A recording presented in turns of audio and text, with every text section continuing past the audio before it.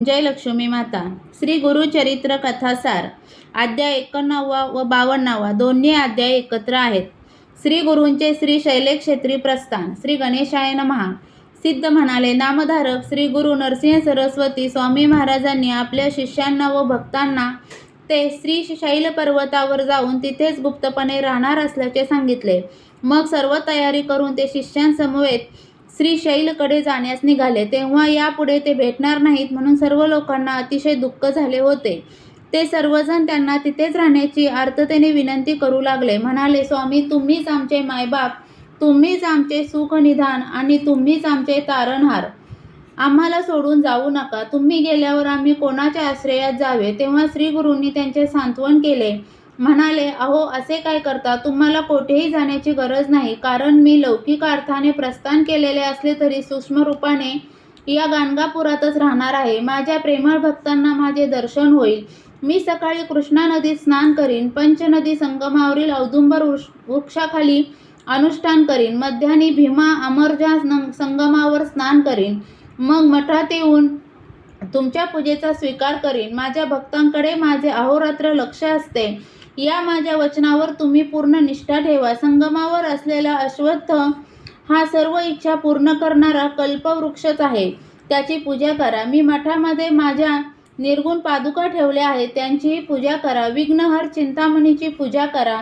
या पूजनरूपी सेवेने तुमच्या सर्व इष्टकामना पूर्ण होतील. तुमच्या चिंतांचे व कार्यातील विघ्नांचे निवारण होईल. अष्टतीर्थांची यात्रा करणारे मला विशेष प्रिय होतील.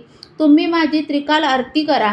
त्यानंतर सर्वांचा निरोप घेऊन श्री गुरु आपल्या शिष्यांसह मठातून बाहेर पडले. गावातील भक्तजन काही अंतरापर्यंत त्यांच्याबरोबर गेले. ते जेव्हा परत आले तेव्हा श्री गुरु मठातच आहेत असे दिसले. तेव्हा त्यांना खूप आश्चर्य वाटले आणि गुरुदेव इथेच आहेत याची खात्री पटली.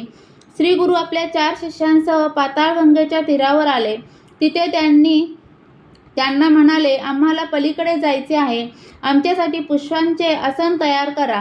आम्ही मल्लिकार्जुनांशी एकरूप होऊन राहू. त्याप्रमाणे त्या शिष्यांनी शेवंती, कमळ, कलार अशी फुले केळीच्या पानात गुंडाळून आणली. ती एकत्र गुंफून सुरेख व मृदू आसन तयार केले. ते गंगेच्या पाण्यावर ठेवले. तेव्हा श्री गुरु म्हणाले, आता तुम्ही आपापल्या घरी जा.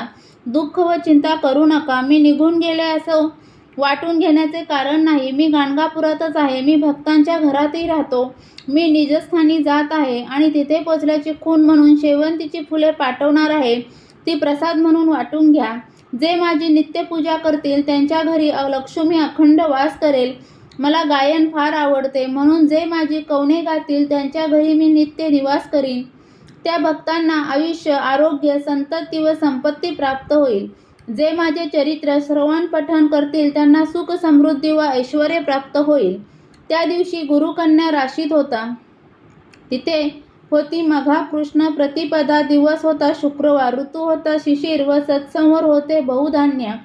श्री गुरूंनी शिष्यांना आशीर्वाद दिले. मग पुष्पासनावर बसून पहिल्या तीराकडे निघाले आणि बघता बघता अदृश्य झाले. शिष्य चिंतामग्न होऊन तीरावरच थांबले होते. तेवढ्यात काही नावाडी नौकेतून आले. त्या शिष्यांनी त्यांच्याकडे चौकशी केली. ते म्हणाले, आम्ही तुमच्या गुरुदेवांना प्रवाहातून जाताना पाहिले आहे. ते दंडधारी संन्यासी आहेत. ते म्हणाले, आमचे नाव नरसिंह सरस्वती आहे. तुम्ही पलीकडे जातच आहात तर तेथील शिष्यांना माझा निरोप सांगा. म्हणावं, आम्ही कर्दळी वनात जात आहोत, तथापि गाणगापुरातही आहोत. आता भ्रांतपणे दुःख करू नका. प्रवाहातून प्रसाद पुष्पे वाहत येतील, ती काढून घ्या आणि आपापल्या स्थानी जाऊन आमची भक्ती करा. तुमचे वंशज सुखात आनंदात राहतील. त्यानंतर ते पुढे निघून गेले. त्यांच्या पायामध्ये सोन्याच्या पादुका होत्या. तो निरोप ऐकून शिष्यांना खूपच बरे वाटले. ते तिथेच थांबून वाट पाहू लागले. नावाडीही थांबले. काही वेळाने शेवंतीची 4 फुले प्रवाहातून वाहत आली. ती 4ही शिष्यांनी आदराने काढून घेतली. त्या फुलांना वंदन करताना त्या सर्वांची मने श्री गुरूंच्या प्रेमळ आठवणींनी भरून गेली होती व त्यांच्या डोळ्यांमध्ये अश्रू तरळत होते.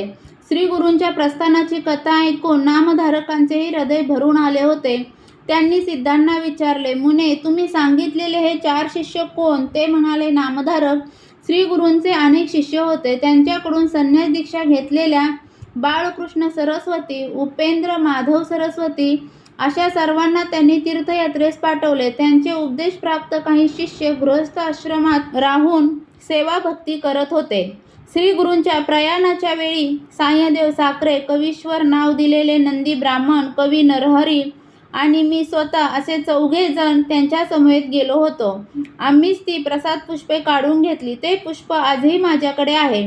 मी त्याची नित्य पूजा करतो. सिद्धांनी नामधारकांना शेवंतीचे ते फूल दाखवले. त्यांच्या दर्शनाने त्यांना अत्यानंद झाला. सिद्ध नामधारकांना म्हणाले, हे सदिच्च असे आहे श्री गुरूंचे अद्भुत चरित्र. त्यांचे महात्म्य काय वर्णन करावे. तुम्ही आस्थेने ऐकलेत म्हणून मी आवडीने सांगितले. आता तुमचे दुःख व दारिद्र्य गेलेच म्हणून समजा. श्री गुरूंच्या कृपाप्रसादाने तुमचे सर्व मंगल होईल. तुमचे पुत्र पौत्र लक्ष्मीवंत होतील व सुखात आनंदात राहतील. जे श्री गुरूंची भक्ती करतात त्यांना 4ही पुरुषार्थ साध्य होतात. सिद्धांच्या आशीर्वादाने नामधारकांना परम संतोष वाटला. त्यांचे कल्याण झाले. सरस्वती गंगाधर म्हणतात, भाविक हो, श्री गुरुचरित्र ग्रंथ अतिशय पवित्र असून श्री गुरूंची वाङ्मय मूर्ती आहे. अमृताची पोई आहे. संसारी जीवांना भवपार नेणारी सुरक्षित नौका आहे. परमार्थ साध्य करून देणारा साधना पथ आहे. याच्या श्रवणाने, पठणाने, मननाने, निजध्यासाने भक्तांचे कल्याण होते. ज्यांना स्वतःच्या कल्याणाची इच्छा आहे त्यांनी या ग्रंथाचा आश्रय घ्यावा. अनन्य भावाने याची संगत धरावी आणि नित्य पूजन करून एकनिष्ठेने अध्याय वाचन व पारायण करावे. त्या योगे गुरुकृपा होऊन जीवन सुखी होईल. अंतःकरणात शांती नांदेल. अध्याय 91 व 52 समाप्त. श्री गुरुचरित्र कथासार यातील 91 व 52 अध्याय वाचनाने किंवा ऐकण्याने मिळणारी फलश्रुती म्हणजे गुरूंचा विरह होणार नाही. श्री गुरुचरित्र कथासार यातील अध्याय तुम्हाला ऐकायला आवडत असेल तर चॅनलला सबस्क्राईब करा. व्हिडिओला लाईक आणि शेअर करा. व्हिडिओ पूर्ण ऐकल्याबद्दल धन्यवाद.